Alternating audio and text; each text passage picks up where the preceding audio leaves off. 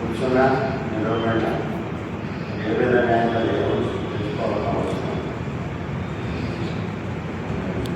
ఏర్పాటైతే ఉన్నంతకాలం మరి ప్రభువులు ఉండాలని ప్రభువు గురించి చెప్పాలని నేను ఆశపడుతున్నాను. ప్రార్థన చేసుకుని మనం పాటించాలి. మహాపరిశుద్ధులైన మాట్లాడటం సర్వోన్నతులైన మాట్లాడి సర్వాధికారి తెలుసుకుంటున్నామంటే ప్రతి ఒక్కరిని మీరు ఆశీర్వదించండి. రాలేకపోయినటువంటి వారు అనేకమంది ఉన్నారు. వారందరినీ మీరు ఆశీర్వదించండి. దూరస్థాలలో ఉన్నటువంటి మా సంఘానికి చెందినటువంటి బిడ్డలందరినీ మీరు ఆశీర్వదించండి. సర్వస్వరంలో ఉద్యోగాలు మీరు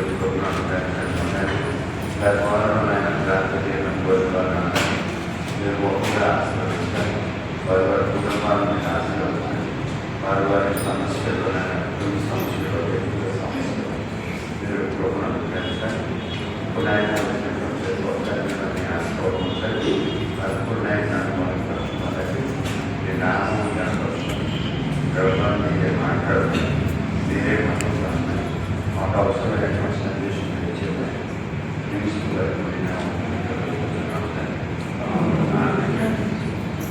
దయచేసి నరసింహ ముందుకు వచ్చాను. నేను గట్టిగా మాట్లాడలేకపోతున్నాను. అందరూ వెనకానికి అనుకోవడం దయచేసి ముందుకు వచ్చాను.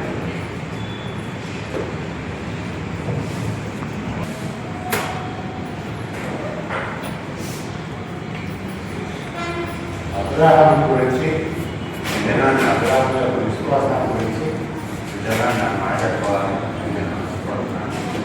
ఈ అబ్రాహాముని మరి విశ్వాసం తండ్రిగా ఆయన అందుకని క్రైస్తవులు అనేటటువంటి మన అందరం కూడా మనకు ఇతరులు ఆయనే చెప్పుకున్నాం. మరి ఆ విధంగా హిందువులందరూ కూడా మన అబ్రాహాం సంతానం చెప్పుకుంటారు. మరి ఆ విధంగానే ఒక ముస్లిమ్స్ కూడా మరి అబ్రాహాం సంతానం చెప్పుకుంటాడు. కరెక్ట్గా కాదు మనకు తెలియదు. ఇస్మాయిల్ సంతతి ద్వారా ఉన్నటువంటి ముస్లిమ్స్ అంతా కొంతమంది ఆ విషయాలు మనకు తెలియదు. కానీ ఎవరైనా సరే అబ్రాహాం మాదిరిగా తీసుకుని బ్రతకడం చాలా అవసరం. అబ్రాహాం గురించి 13 అధ్యాయాల్లో కారణంలో ఎక్కువ లేదు, 13 అధ్యాయాలుగానే ఉంది. అబ్రాహాం గురించి ముందే మనకు తెలియదు. 11వ అధ్యాయంలోకి వచ్చిన తర్వాత అక్కడేమో 12వ అధ్యాయంలోకి వచ్చిన తర్వాత దేవుడు పిలిచినట్టుగా చదువుతారు అందరూ. కానీ అది కాదు. దేవుడు అంత ముందే పిలుచుకున్నాడు అబ్రాహాం. 12వ అధ్యాయం చూడండి. 12వ అధ్యాయం. యెహోవా నీవు లేచి నీ దేశం నుండి నీ బంధువుల నుండి నీ తండ్రి ఇంటి నుండి బయలుదేరి దేశంలో వెళ్ళము. ఇక్కడ 12వ అధ్యాయంలో తెలిసినట్టుగా ఉంది. ఇక్కడేమో దేవుని యొక్క ప్రేమ ఒకటి. దేవుని యొక్క ప్రేమ ఏమీ సర్వోడు. దేవుడు అందరినీ ప్రేమిస్తున్నాడు. అందరినీ కూడా ఆయన స్వరూపాన్ని సృష్టించాడు. అందరినీ ఆయన ప్రేమిస్తున్నాడు. దేవుడు అందరినీ కూడా తన పోలికగా తన స్వరూపంలో సృష్టించాడు. దేవుడు అందరినీ ప్రేమిస్తున్నాడు. ప్రేమ విషయంలో ఎటువంటి శాస్త్రుడు దేవుడు లోకం అందరినీ కూడా దేవుడు ప్రేమించాడు. మనుషులు అందరినీ కూడా ప్రేమించాడు. ఎందుకంటే అందరూ ఆయన కోరుకుంటూనే ఉన్నారు. అందరూ ఆయన స్వరూపంలోనే ఉన్నారు. దేవుడు అందరినీ ప్రేమిస్తున్నాడు. అందరూ కూడా ఆ ప్రభువుని అర్థం చేసుకోవాలని కోరుకుంటున్నాడు. అందరూ రక్షణ పొందాలని కోరుకుంటున్నాడు. కానీ పిలుపు అయితే దానికి షరతులు ఉంటాయి, దానికి కండిషన్లు ఉంటాయి. అలా షరతులకు ఒప్పుకుంటేనే, మనం అంగీకరిస్తేనే, ఆ షరతులకు లోపడితేనే మనమేమో దేవుని పిలుపు లోపడినట్టు. లేకపోతే కాదు. ఆ పిలుపు ఉండదు. ఆ పిలుపు యొక్క ప్రయోజనం ఉండదు. అందుకనే మరి చాలా సేవకులు వస్తూ ఉంటారు, చెప్తుంటారు, అనేస్తూ ఉంటారు. కొంతమంది ఉద్యోగం అంతా అయిపోయి వ్యాపారం అంతా అయిపోయి చివరిలో చేస్తూ ఉంటారు. మరి నిలబడలేకపోతారు. కారణం ఏమిటి అంటే ప్రభువు యొక్క షరతులు లోపడలేదు. కండిషన్స్ బాధపడుతున్నారు. మరి అలాంటి అర్థమో మనకు ఆ పిలుపు వేరు, ప్రేమ వేరు. అంచేత ఈ పిలుపు విషయంలో మరి అబ్రహాం కొంత తప్పు చేశాడు. అబ్రహాం తప్పు చూపించి నేను గొప్పవాడని చెప్పడానికి కాదు, పెద్దాన్ని నా ఉద్దేశం. కానీ ఈ తప్పిదాలు బట్టి మనం నేర్చుకోవాల్సినటువంటి అవసరం ఉంది. అందుకని మనం ఇవన్నీ కూడా దేవగ్రంథంలో అసలు ప్రతిదీ ఎందుకు గ్రహించాడు.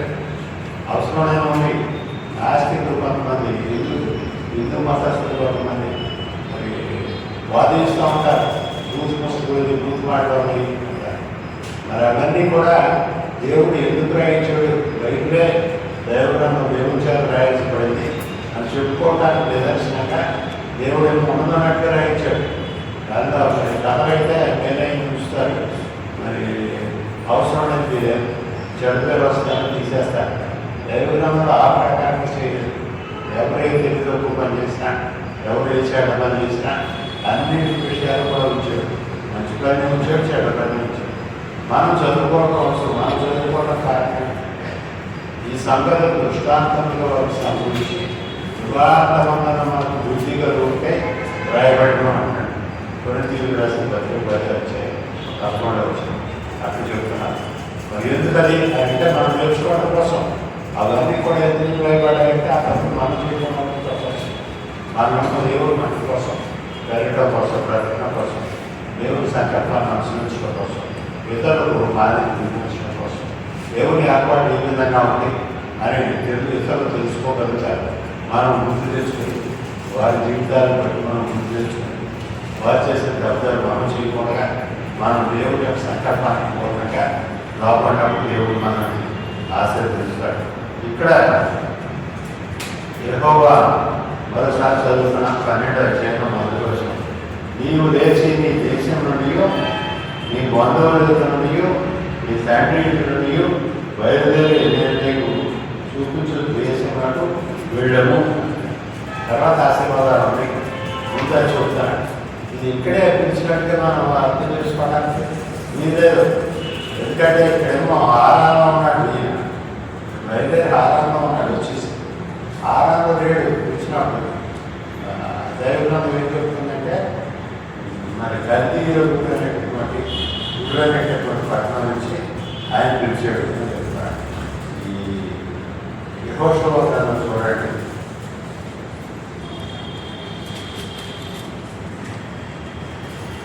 యెహోషువ గ్రంథం 24వ అధ్యాయం.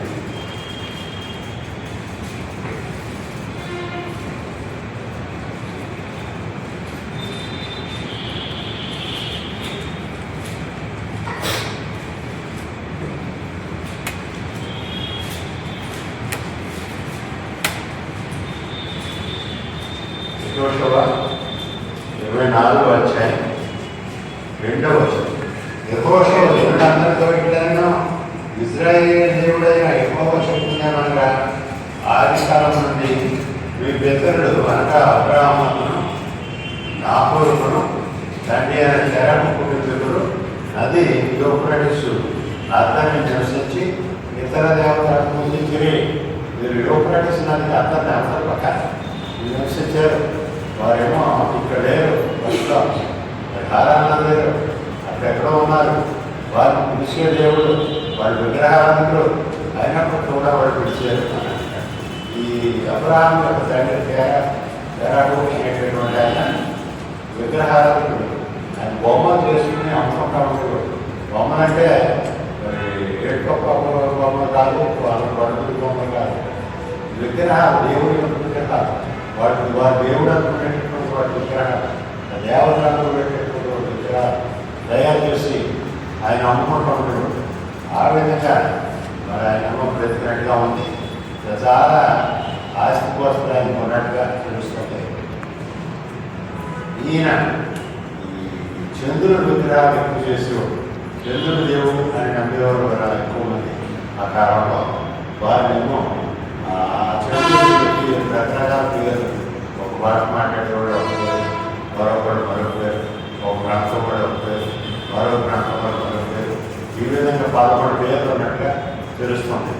మరి అక్కడ వారు ఈ విగ్రహాలు వేసుకుంటూ ఉండేవారు. కానీ అబ్రహాము ప్రత్యేకం తీసుకోవడం దేవుని యొక్క ఉద్దేశం ఏమిటి అన్న చూసుకున్నాం. ముందు ఇక్కడ చూడండి, మీరు అక్కడ లేరు, మీరు అక్కడ ఆరాధనకు వచ్చి ఆ బ్రహ్మ నిలిచారు అని తెరకు తన కుమారుడు అబ్రహాము అనేటప్పటికీ అబ్రహాము నాకు చెప్పలేదు.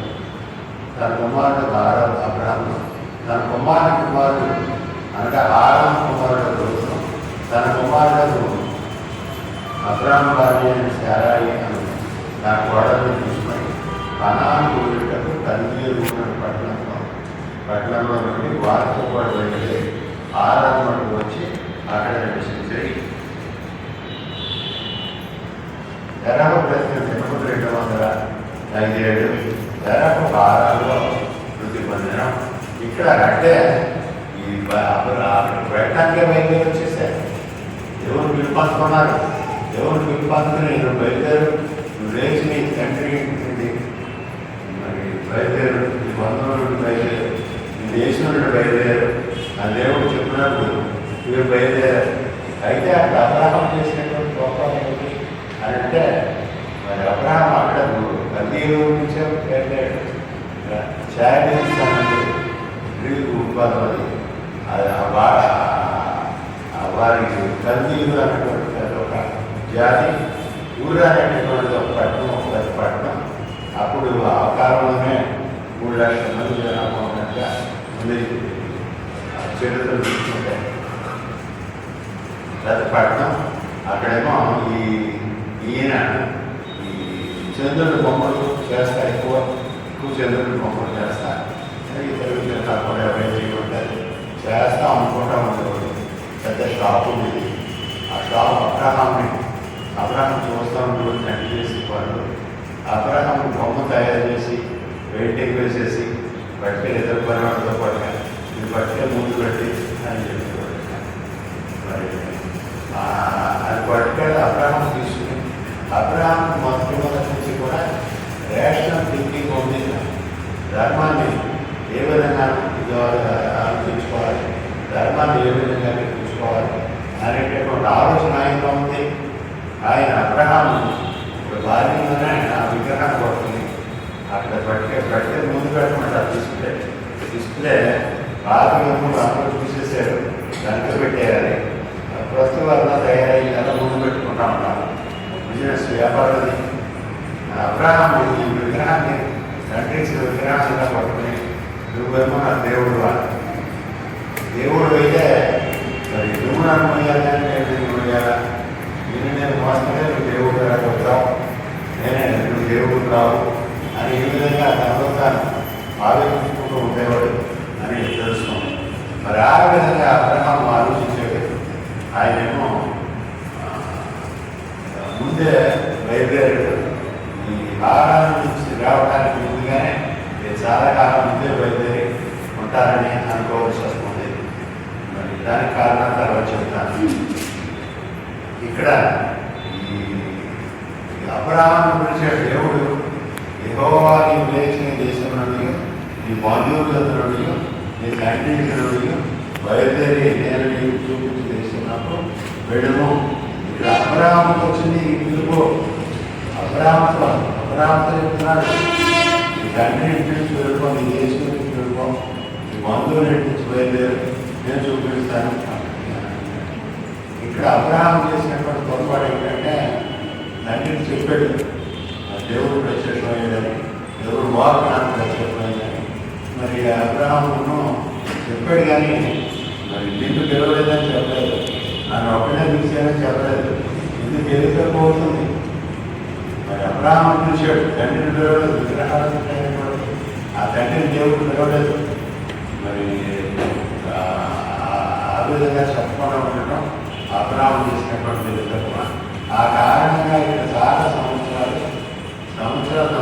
ఉండిపోవాల్సి వచ్చింది. ఆరంభంలో ఎందుకు ఉండిపోవాల్సి వచ్చిందంటే తెరాహను అబ్రహాంతో ఉంచడం, కూర పెట్టుకోవడం మరి దేవుని సంకల్పం కాదు. తెరాహను విడిచిపెట్టేయాలి, మరి ఆ కుటుంబాన్ని విడిచిపెట్టేయాలి, ఆ దేశాన్ని విడిచిపెట్టేయాలి. అక్కడి నుంచి అబ్రహాం రావాలి. అబ్రహాం దేవుని ఆశీర్వాదం పొందాలి. అది దేవుని ఏర్పాటు. అబ్రహాం దేవుని ఏర్పాటు పూర్తిగా రావడం కనుక అక్కడ ఉండిపోయాడు. అక్కడ ఉండిపోవాల్సి వచ్చింది. అక్కడ ఎందుకు ఉండిపోవాల్సి వచ్చింది అంటే ఈ ఆరాధన పట్టణంలో ఎందుకు ఉండిపోవాల్సి వచ్చింది అంటే ఇక్కడ ఈ రావడానికి లేదు. దేవుడు చూపించేటటువంటి దేశానికి, దేవుడు ఇవ్వబోయేటటువంటి దేశానికి తెరగా రావడానికి లేదు. అంటే తెరగా అక్కడ పోయేదాకా ఉండాలి. మరి ఒక విధంగా తెరగను దేవుడు అంటే మరి ముందు లేకుండా చేసేయడము. ఆ కాలంలో 200 ఏళ్ళు 300 ఏళ్ళు గొప్ప విషయం కాదు. 250 సంవత్సరాల వయసు ఆయనకి పోయేటప్పుడే ఆయన దేవుడు చెబుతుంది. మరి ముందే బయలుదేరాడు అని చెప్పుకోవడానికి ఇంకా మరి అపోస్తల కార్యాలయంలో కూడా ఉంది. అపోస్తల కార్యాలయంలో చెప్తున్నారు ఆయన ఇంకా ముందే బయలుదేరాడు.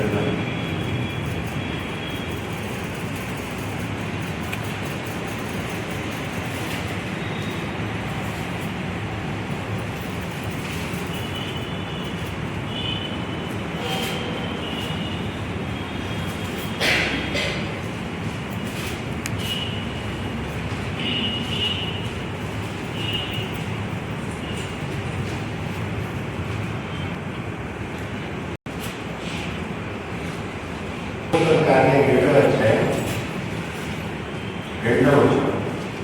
అందుకు స్తెఫను చెప్పినది ఏమనగా, సహోదరులారా, తండ్రులారా, వినుడి.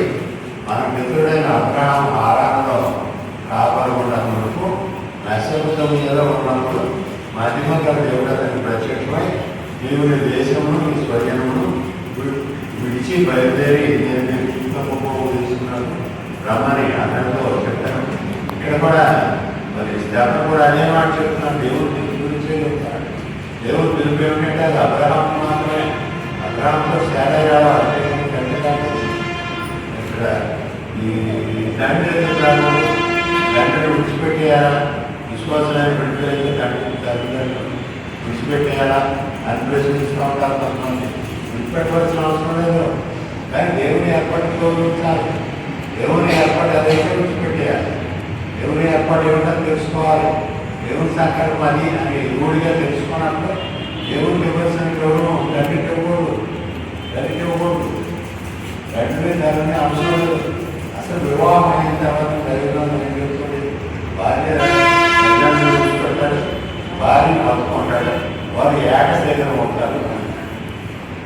అందుచేత భార్య బిడ్డలు ఉంటే అది తన కుటుంబం అవుతుంది. తండ్రి తల్లి నాన్నలు తమ్ముళ్ళు అది ఆ కుటుంబం అవుతుంది. దేవుని ఏర్పాటు మనం వారి కోసం సహాయం చేయాలి. వారి అవసరాలు కష్టాలు మనం పాల్పంచుకోవాలి. వారికి ఏమో సహాయం అవసరమైన సహాయం చేస్తూ ఉండాలి, పరామర్శిస్తూ ఉండాలి, వారి కోసం ప్రార్థన చేస్తూ ఉండాలి. వారు కూడా ప్రభుత్వం వచ్చి చూస్తూ ఉండాలి. అంతేగాని తండ్రి కదా దేవుడు మాట్లాడితే ఎక్కువ మీరు కూడా తండ్రికి తండ్రికి ఇవ్వాల్సిందో ఇవ్వాలి. కానీ దేవుడు మాట్లాడేటంటే వ్యతిరేకంగా ఉండకూడదు. దేవుని యొక్క సంకల్పం ఇది అని తెలిసినప్పుడు, ఖచ్చితంగా తెలుసుకున్నప్పుడు మరి తండ్రి అయినా సరే విడిచిపెట్టేయాలి, తల్లి అయినా సరే విడిచిపెట్టేయాలి. దేవుని సంకల్పాన్ని అనుసరించాలి. ఇక్కడ ఎవరుంది? ఇక్కడ మన మిత్రుడైన అబ్రహాము ఆరాధన మెసొపొతామియాలో ఉన్నప్పుడు మహిమ గల దేవుడు అతనికి ప్రత్యక్షమై, నీవు నీ దేశము నీ స్వజనము విడిచి బయలుదేరి దేవుని తీసుకుని రమ్మని అతనితో చెప్పాము. ఇక్కడ ఆరాధనకు బయలుదేరి రమ్మంటం లేదు. గుళ్ళనేటటువంటి పట్టణం నుంచే రమ్మంటున్నాడు. కల్దీయుల దేశంలో గుళ్ళనేటటువంటి పట్టణం నుంచి రమ్మని ఇక్కడ చెప్తున్నాడు. అర్థంగా 11వ అధ్యాయం. తర్వాత ఏమో ఇక్కడేమో మెసొపొతామియా ముందు కాపురం ఉన్నారు అంటున్నారు. ఈ మెసొపొతామియా అనేటటువంటి దేశం ఈ ఊరు అనేటటువంటి ఒక పట్టణం దాకా. మెసొపొతామియా దేశంలో ఊరు అనేటటువంటి పట్టణం ఉంది. ఆ పట్టణం పెద్ద పట్టణం. మరి మెసొపొతామియా అనేటటువంటి కూడా మెసొపొతామియా అనేటువంటి మాటకి అర్థం ఏంటంటే మరి రెండు పక్కల నీరు ఉంటుంది, మధ్యలో ఈ మెసొపొతామియా ఒక చిన్న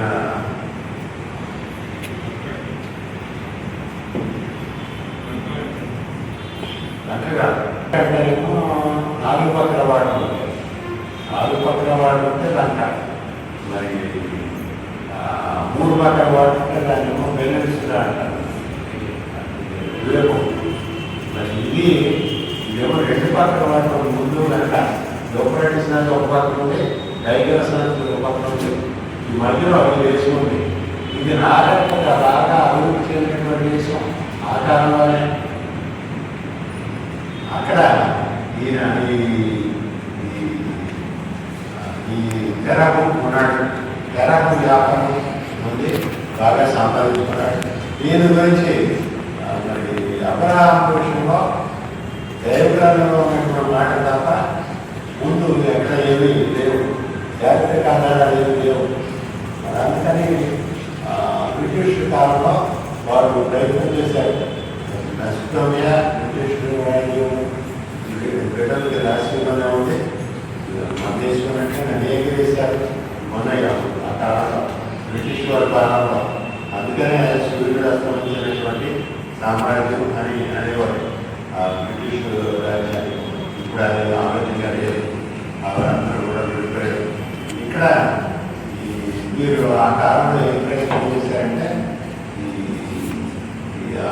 బాగ్దాద్ అనేటువంటి, ఇప్పుడు ప్రస్తుతం మెసోపోటామియా అనేటటువంటి బాగ్దాద్ ఇరాక్ దేశం. ఇరాక్ దేశంలో బాగ్దాద్ మాట్లాడతాం రాజధాని. బాగ్దాద్ నుంచి ఒక 72 కిలోమీటర్ల దూరం వెళ్ళిన తర్వాత అక్కడ ఇటుకలు కనబడ్డాయి. ఇటుకలు ఉన్నాయంటే దీనికి పూర్వం ఏదో చదువుతుంది, దీనిలో ఎవరో ఉన్నారు, మనుషులు ఉన్నారు అని ఆలోచిస్తూ అక్కడ బ్రిటిష్ రాజ్యంలో, బ్రిటిష్ సామ్రాజ్యంలో వారేమో లండన్కి కబురు పెట్టారు. లండన్ కబురు చేశాక దాంట్లో ఇంటర్నెట్లో చూసుకున్నట్లయితే గూగుల్లో సెర్చ్ చేసినట్టయితే దొరుకుతుంది. అక్కడ వారేమో ఎవరినన్నా పంపండి, పురావస్తు శాఖ పరిశోధనలకు ఎవరినైనా పంపండి, మాకు అవసరం ఉంది అని అడిగినప్పుడు అక్కడి నుంచి చాలా శివుని అన్నటువంటి 28,000 ఇవ్వబడట. ఆయనేమో ప్రభువుని నిలబడట, దేవుడున్న నిలబడట. ఈ పురావస్తు పనిచేస్తున్నటువంటి వాడు ఆయన పిలిచినప్పుడు ఆయనేమో మళ్ళీ అమెరికా నుంచి పెన్సిల్వేనియా యూనివర్సిటీ నుంచి లండన్లో అంటే అక్కడ బాగుంటుంది. ఆ పెన్సిల్వేనియా యూనివర్సిటీ నుంచి మరో రకం నుంచి అనిపించి అక్కడికి వెళ్ళి అక్కడ పరిశోధన చేసినట్టుగా ఉంది. ఆ తవ్వకాల్లో ఇంకా చాలా ఎక్కువ పడలేదు. తర్వాత ఇంకా ముందు పడిన తర్వాత 23 పసిపిల్లలు కనపడి, ఇంకా ముందు పడితే పెద్ద గవర్నమెంట్ వాళ్ళతో పెద్ద స్థలం ఉంది. అక్కడ పూర్తి డెవలప్ వచ్చినట్టుగా ఇవన్నీ చూసి అప్పుడేమో అబ్రహాం కథ కాదు, కథ అంటే అనగా రాజు అక్కడంటే ఆ రాజు ఎవరో తెలియదు, అది కథ అని మనకు ముందే తెలుసుకోవాలి. మరి ఒక ఊళ్ళో అని అంటారు, ఒక ఊరు అనగా ఒక ఊరు అంటారు. అంటే ఊరంటే మరి ఆ ఊరి పేరు ఏదో తెలియదు, అది కథ. ఇది కథ కాదు. అబ్రహాం మెసోపోటామియా మరి దానికేమో రుజువులు రుజువులు కనబడుతుంది. మరి తర్వాత ఈ విధంగా ఈ నమ్మకాలు కొనసాగించుకొని నాగరికత కొంచెం బయటపడుతుంది. పూర్వకాలం నాగరికత మధ్యవారేమో చూశారు. పెద్ద బౌండరీ వాళ్ళు కట్టేసి ఉంటారు. 4,000 మందికి సరిపడా, 4,000 కుటుంబాలు ఉండడానికి సరిపడా అంత పెద్ద బౌండరీ వాళ్ళు. మరి ఆ తర్వాతనేమో 29లో ఈ విషయం తెలిసింది, తవ్వకాల విషయం. 1922 నుంచి అవకాశం మొదలుపెట్టారు. 29కి ఈ విషయం తెలిసింది. తెలిసిన తర్వాతనేమో ఇంకా ముందుకు వెళ్ళడానికి కుదరలేదు. ప్రభుత్వాలు ఆటంకాల వల్ల కుదరలేదు, ఇంకా ముందుకు వెళ్ళడానికి కుదరలేదు. కానీ అలాగే కష్టపడి 36 వరకు కూడా వాళ్ళు పరిశోధన సాగించినటువంటి 14 సంవత్సరాల పాటు పరిశోధన సాగించినటువంటి తర్వాత చేయడానికి ముఖ్యం చేశారు. ఈ పరిశోధనలో తెలిసింది ఏమిటంటే మెసోపోటామియా నాగరికత మరి ప్రపంచంలో అన్నిటికంటే కూడా మరి ముందు నుంచి ఉంది అభివృద్ధి చెందింది. తర్వాత ఏమో ఇక్కడ ఈ ఊళ్ళో పట్టణం ఇక్కడ ఉంది, మోడర్న్ ఇలాగా ఉంటుంది. ఈ పట్టణం ఒకే ఉంది. ఊళ్ళో పట్టణంలో మరి ప్రజలు నివసించినట్టుగా కూర్చున్నాయి ఆధారాలకి. ఇక్కడ అసిమరియాలతో తిరిగి ఇక్కడేమో తేరాకు ఉండటానికి పెద్ద స్థలం కనబడుతుంది. అంటే తేరాకు అంటే మరి నాలుగు ఆరాధన క్రమం మాత్రమే కాదు, తెరాకు ముగ్గురు పిల్లలే కాదు, తెరాకు పెద్ద సామ్రాజ్యం ఉంది అని చెప్పుకుంటారు. ఏమిటంటే ఆయన ఒకరు సంపాదన పరుడు, వ్యాపారం చేసేవాడు, ఇవన్నీ బొమ్మలు తయారు చేసి వ్యాపారం సంపాదించాడు. ఆ రోజుల్లో సంపాదన అంటే రకరకాల జంతువులు, ఒడ్లు, గొర్రెలు, ఆవులు, ఇటువంటి ఆ రోజుల్లో అవన్నీ కూడా పెద్ద వాడిని మేపడానికి 4,000 మంది ఉండేవారు పనివాడు. మరి అతని ఇంట్లో ఉండేవాడు క్రమం తండ్రి ఇంట్లో ఉండేటటువంటి వాడు, తండ్రితో కూడా ఉండేటటువంటి వాడు. మరి దారి క్రమంలో చూసుకున్నట్లయితే మనకు అక్కడ అబ్రహాము 318 మంది సుశిక్షితులైనటువంటి, బాగా శిక్షణ పొందినటువంటి వాడు, ఆయుధాలు ఉపయోగించుకోగలిగినటువంటి వాడిని రోజు తీసుకుని వెళ్ళి రోజులు తీసుకొచ్చినట్టు శిశురాలను ఓడించి రోజులు తీసుకొచ్చినట్టుగా జరుగుతుంది. అక్కడ దైవగ్రంథం చెప్తుంది. 318 మంది ఉన్నారంటే ఎంతమంది కార్యక్రమాలు ఉన్నారు, ఎంతమంది గవర్నమెంట్ వచ్చేవాడు కానీ యుద్ధం చేయడానికి మనకి వచ్చేవాడు లేరు. మరి యుద్ధం చేయడానికి మనకి వచ్చేవాడు 318 మందిని అక్కడి నుంచి ఆయుధాల కోసం తీసుకెళ్ళినట్టుగా దైవగ్రంథం చెప్తుంది. అందుచేత మరి దేవుడు ఏర్పాటు మనం ఆచరించాలి అంటే, దేవుని ఆశీర్వాదం మనకు కావాలి అంటే దేవుడు పూర్ణంగా నిలబడాలి, దేవుని సంకల్పానికి పూర్ణంగా నిలబడాలి. సగం ప్రయత్నం చేసినట్టయితే ప్రయోజనం ఉంటుంది. మరి చాలా మంది వస్తారు, వెళ్ళిపోతారు, నేర్చుకోరు, ఏమి చెప్పరు, తెలుసుకోవాలి. నేర్చుకోవాలి, దేవుని సంకల్పం ఇది అని తెలుసుకోవాలి. దేవుడి ఏర్పాటు ఆ విషయంలో ఏమిటి అని నేను నిరంతరం ప్రార్థన చేసుకుంటాను, ప్రార్థన చేసుకుంటున్నారు. విశ్వాసం నన్నే చూసేది. ఎవరి ద్వారా ఆలోచించండి.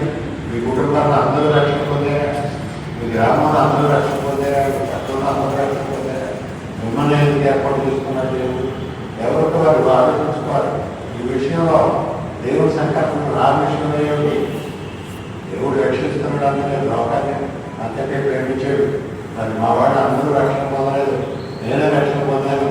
ఏమిటి కారణం? దేవుడి యొక్క పిలుపు అర్థం ఏమిటి? నా విషయంలో దేవుడి యొక్క సంకల్పం ఏమిటి అని ఎవరికి వారు అర్థం చేసుకుంటూ ఉండాలి. మరి దేవుడి సంకల్పాన్ని విడిచిపెట్టుకోలేవు. తర్వాత పరిశుద్ధ దినాన్ని ఘనంగా ఆచరించాలి, యథార్థతో ఆచరించాలి, పూర్ణ హృదయంతో ఆచరించాలి. మరి పరిశుద్ధ దినాన్ని ఆధారించాలి. మేము గ్రహిస్తూ మేము మీకంటే ముందు నుంచి అంటారు కొంతమంది. మంచిదే ముందు నుంచి ఉంటే కానీ ఆ పరిస్థితులు మన నడవడిలో కనబడాలి. క్రైస్తవ్యం అని అంటే చెప్పుకుని లేదు, చెప్పుకోవడం కాదు, నడవడిలో కనబడాలి. మరి ప్రభు వారు పర్లోకానికి ఆరోపణ ముందు ఏమో చెప్తాను, నా సాక్షి నేను వెళ్ళిపోతాను, పరిశుద్ధాలతో నేను వస్తాడు, మీరేమో నాకు కాకుండా కాకుండా మరి అందరికీ దేశం లోపానికి కూడా నా సాక్షులుగా ఉంటాడు అని చెప్పారు. ఈ సాక్షి అంటే ఏమిటి? నేను సాక్షి చెప్తానంతా కాదు, అది కాదు. విశ్వాసంతో సాక్ష్యం సాక్ష్యం అవసరం కాదు. ఈ సాక్ష్యం బయట కనపడాలి, సాక్ష్యం చెప్పడం కాదు. నేను దగ్గర పట్టుకుని వస్తుంటే నలుగురు చూడాలి, నలుగురికి తెలియాలి, నేను విశ్వాసని అని తెలియాలి, నేను క్రీస్తు కొరకు సేవకుని తెలియాలి. క్రీస్తు కొరకు రక్షణ ఉంది, అందుకనే ఎలా చూస్తున్నాను అని వారికి అర్థం అవ్వాలి. నా మాట విన్నకపోయినా నన్ను అడుగుతున్నాను, నా ప్రవర్తన చూసి వారికి అర్థం అవ్వాలి. ఆ విధంగా మనం విశ్వాసంలో ముందుకు సాగాలి. అప్పుడే మనం ఆశీర్వాదం పొందుతాం. ఇక్కడ ఎందుకు ఆపేశారంటే ముఖ్యంగా నుంచి ఈ టర్కీ ప్రభుత్వం, ఇలాంటి ప్రభుత్వం వచ్చింది. స్వాతంత్రం ఒకరోజు ఇచ్చేసారు బ్రిటిష్ వాళ్ళు. వీరేమో చేసుకున్నారు, అవగాహన విడుదల చేసుకున్నారు.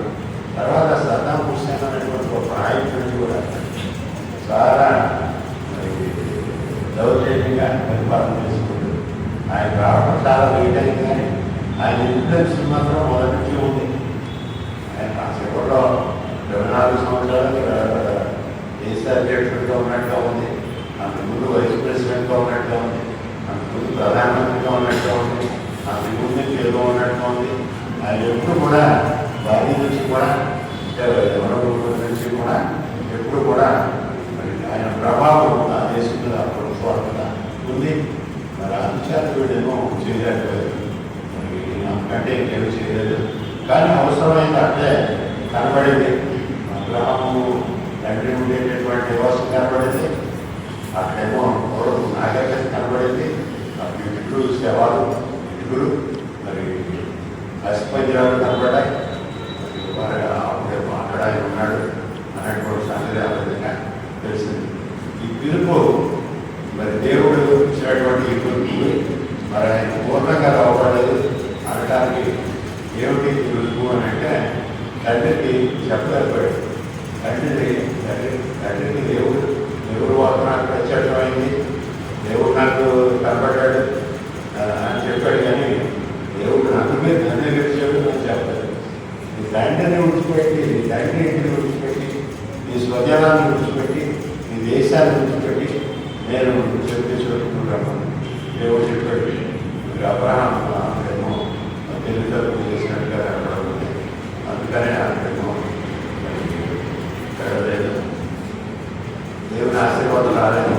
తర్వాత ఇంకొక మాట చూడండి, ఇక్కడ 31వ వచనం, అది నన్ను 11వ అధ్యాయము జరహ తన కుమారుడు అబ్రహాము తన కుమారుడు తన కుమారుడు అబ్రహాం భార్య శారయి వాళ్ళకి తీసుకొని కనాను వీళ్ళకు కల్దీయుల పట్టణంలో ఉండి వారితో కూడా బయలుదేరి హారాను మట్టుకు వచ్చి అక్కడ నివసించరి.